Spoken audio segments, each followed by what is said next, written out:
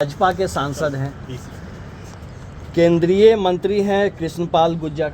उन्होंने तुगलक लेन में अपने घर का नेम प्लेट का नाम बदल के विवेकानंद मार्ग रख लिया है। अच्छी बात है, रख लिया है। इसका मतलब वो अपनी देशभक्ति प्रदर्शित करना चाहते हैं। अच्छी बात है। उन्होंने मुगल क्रूर शासकों के खिलाफ आवाज उठाई, लेकिन फिर दूसरा पक्ष मोदी जी का यह है कि जब अमेरिका से उनका दोस्त राष्ट्रपति ट्रंप आता है तो उसको वो ताजमहल देखने के लिए भेजते हैं। किसने बनवाया ताजमहल? शाहजहां ने, मुगल शासक था। ओबामा को ताजमहल देखने के लिए भेजते हैं। किसने बनवाया? शाहजहां ने, मुगल शासक था। और छोड़ दीजिए, ट्रूडो हो, जितने भी राष्ट्रपति आते हैं उनको आप कहते हो जाके ताजमहल देखो, ये सबसे अच्छा हमारे यहाँ बिल्डिंग बना हुआ। किसने बनवाया उसको? मुगल शासक। तो उसको जिस दिन तोड़ना हो उस दिन तारीख हमको भी बता देंगे, हम भी फावड़ा वड़ा लेके चलेंगे उनके साथ। चलिए, फिर आ जाइए लाल किला। ये किसने बनवाया? शाहजहां ने बनवाया। हर 15 अगस्त को भारत के जितने भी प्रधानमंत्री हुए वो जाके वहां पे भाषण देते। तो जब भारत आजाद हो गया, आज हिंदुस्तान में देश के लोगों की सरकार है, हिंदुस्तानियों की सरकार है, और इस देश की परिधि में जितनी चीज है वो हमारी है। आप इसको तोड़ना चाहते हो, चलो तोड़ते हैं। यहीं पे लेडी हार्डिंग हॉस्पिटल बना हुआ है। वो कौन है? लॉर्ड हार्डिंग, जो वायसराय था भारत का, उसकी पत्नी के नाम पे लेडी हार्डिंग हॉस्पिटल बना हुआ। अब आप मुझे बताइए कि अंग्रेज क्रूर शासक जिन्होंने 200 साल तक हिंदुस्तान को गुलाम बना के रखा, जो शहीद आजम भगत सिंह को फांसी पे चढ़ाते हैं, शहीद सुखदेव, शहीद राजगुरु, शहीद अशफाकुल्ला, शहीद रोशन सिंह, शहीद राजेंद्र दहड़ी, शहीद खुदीराम बोस, शहीद प्रफुल्ल चाकी, कितने नाम लूं? हिंदुस्तान के लाखों क्रांतिकारियों को जेल में भर भर के सड़ाते हैं, जिनके शासनकाल में जलियांवाला बाग कांड हुआ। उनकी क्रूरता पे भाजपा का एक भी नेता नहीं बोलता, एक भी नेता। क्यों?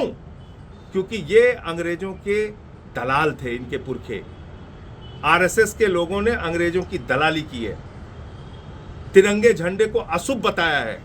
मैं चाहता हूं जितने भी मुगल क्रूर शासक हैं हिंदुस्तान के अंदर, उसके ऊपर खुली चर्चा हो, और आरएसएस के लोगों ने आजादी के आंदोलन में जो गद्दारी की है उसके ऊपर खुली चर्चा हो, तिरंगे झंडे का जो विरोध किया है उसके ऊपर खुली चर्चा हो, श्यामा प्रसाद मुखर्जी ने जो अंग्रेज गवर्नर को चिट्ठी लिखी है और कहा है कि भारत छोड़ो आंदोलन को कुचल देना चाहिए, उसके ऊपर चर्चा हो। ये बात करेंगे देशभक्ति के, जिनका संगठन इसलिए निर्माण हुआ हिंदुस्तान के अंदर कि देश के साथ गद्दारी करो। गद्दारों की फौज आज बात करेगी देशभक्ति के ऊपर। तो सबसे बड़ा सवाल यह है, आप मुगल क्रूर शासकों की जितनी निशानी मिटाना चाहते हो आप मिटाओ, लेकिन फिर ये ड्रामे मत करो कि ताजमहल दिखाने के लिए भेजो। ये बंद करो। अभी इनका एक विधायक में देख रहा था, वो एक रेडी वाले से कर रहा है, कह रहा है मीट की दुकान बंद करो। अरे दम है, हिम्मत है तो मोदी से कहो दिल्ली में केएफसी बंद कराए, मैकडी बंद कराए, सारी एम्बेसी बंद कराएं कि मंगलवार को कहीं भी मीट, मुर्गा, मछली नहीं दिखेगा। रेडी वाले से लड़ रहे हो? तुम्हारी औकात रेडी वालों से लड़ने की है? हिम्मत नहीं है केएफसी से लड़ने की? हिम्मत नहीं है एम्बेसीज में तुम मीट, मुर्गा, मछली बंद करा दो? ड्रामे कर रहे हो। किस ओर ले जाना चाहते देश को? 94 लाख करोड़ रुपए 5 महीने में इस देश की आम जनता का शेयर मार्केट में डूब गया।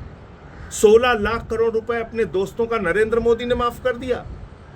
देश में 100 साल की आर्थिक असमानता आ गई, अमीर और गरीब के बीच की खाई बढ़ गई। 100 करोड़ लोगों के पास अपनी जरूरत के अतिरिक्त कुछ भी खरीदने की शक्ति खत्म हो गई। महंगाई आसमान पे पहुंच गई। टैक्स के बोझ के तले आम इंसान दबा जा रहा है। आप एक चर्चा नहीं करना चाहते उस पर। आप इन बातों की चर्चा करके असली मुद्दों को, जिंदगी की दुश्वारियों को, इंसानों की गरीबी को, बेरोजगारी को दबाना चाहते हैं। रोज नए ड्रामे। अरे आओ मैदान में। मैं तो कह रहा हूं, मैं जिस भी मंच पे आरएसएस की गद्दारी के बारे में बोलना हो, मैं बोलने के लिए तैयार हूं।